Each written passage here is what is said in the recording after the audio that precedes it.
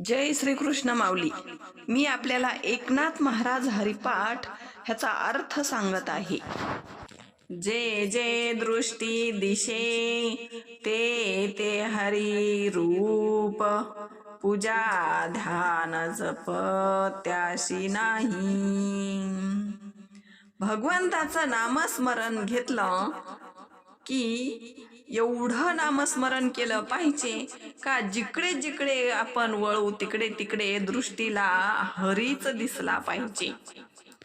जे जे दृष्टी दिसे ते त्या हरिरूप. असं काही केलं पाहिजे का जिकडे जाऊ तिकडे भगवंतच दिसला पाहिजे. तेव्हा पूजा ध्यान जप काहीही करायची गरज नाही. भक्त प्रल्हाद सतत नारायण नारायण नारायण करत होते. तर हिरण्यकश्यपूला राग येत होता. त्या हिरण्यकश्यपूनं त्या भक्त प्रल्हादाला पर्वतावरून ढकललं, समुद्रात टाकलं, तेलाच्या कढईमध्ये टाकलं. काय काय उपाय नाही केले त्या भक्त प्रल्हादाला मरण्यासाठी, पण भगवंत जागजागी तयार होऊन भगवंतानी त्या भक्त प्रल्हादाचं रक्षण केलं.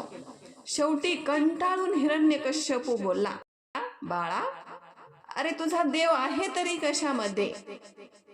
बाबा, माझा देव सगळीकडे आहे. त्या खांबात आहे? हो.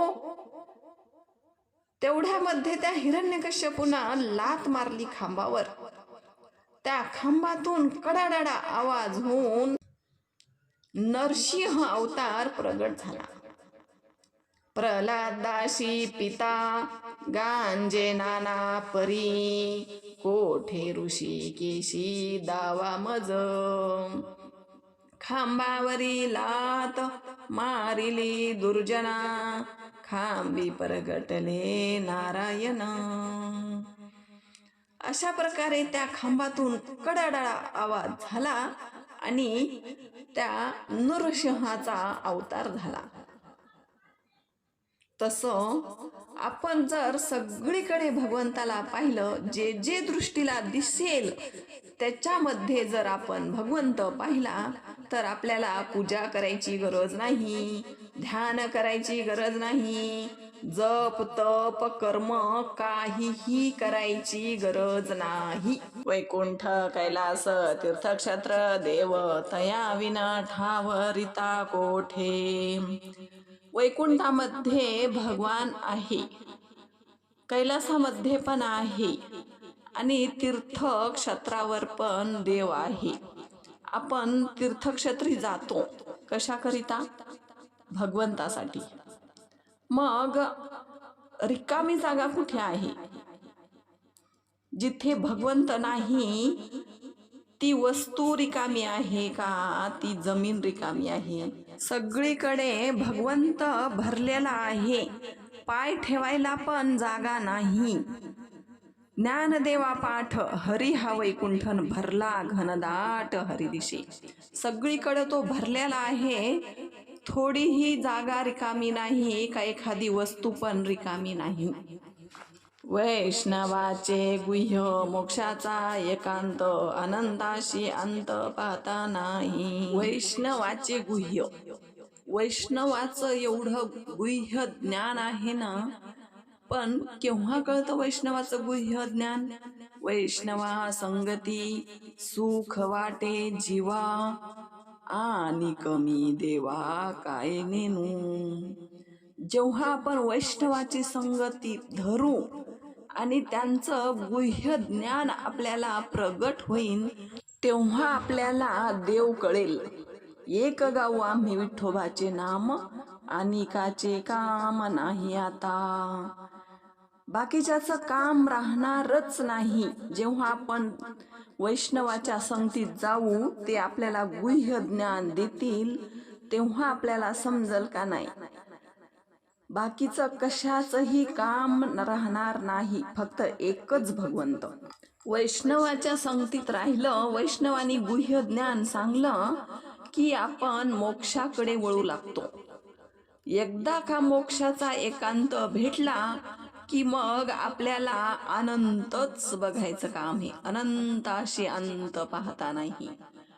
मग तो अनंत कसा आहे ते आपल्याला समजेल. आदीमध्ये अंती अवघा एक हरी, एकाचे अनेक एक करी.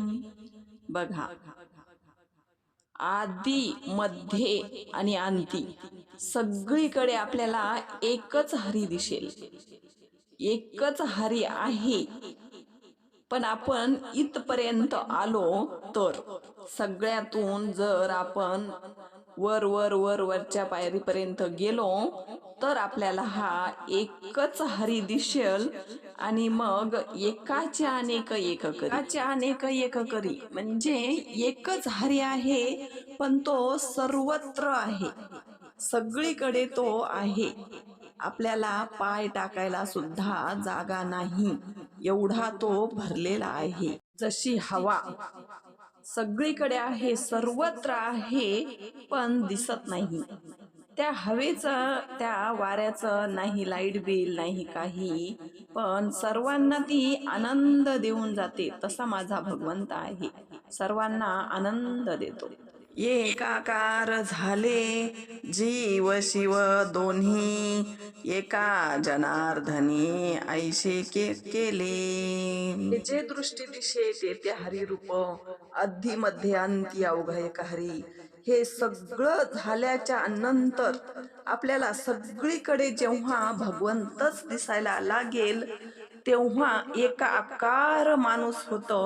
आणि एकाकार झाल्याच्या नंतर फक्त एकच भगवंत आणि आपण, आणि सगळीकडे तो एकच भगवंत सगळीकडे भरलेला आहे. जेव्हा आपल्याला समजेल तेव्हा जीव आणि शिव हे एक रूप होतं. आणि तेव्हा एकनाथ महाराज म्हणतात आपण मुक्त होऊ शकतो. एका चरणावर खूप बोलूशे वाटतं. काय एकनाथ महाराजांनी हे सुंदर अभंग रचून ठेवलेले आहेत, त्याचा अनुभव घ्या आणि मुक्त व्हा.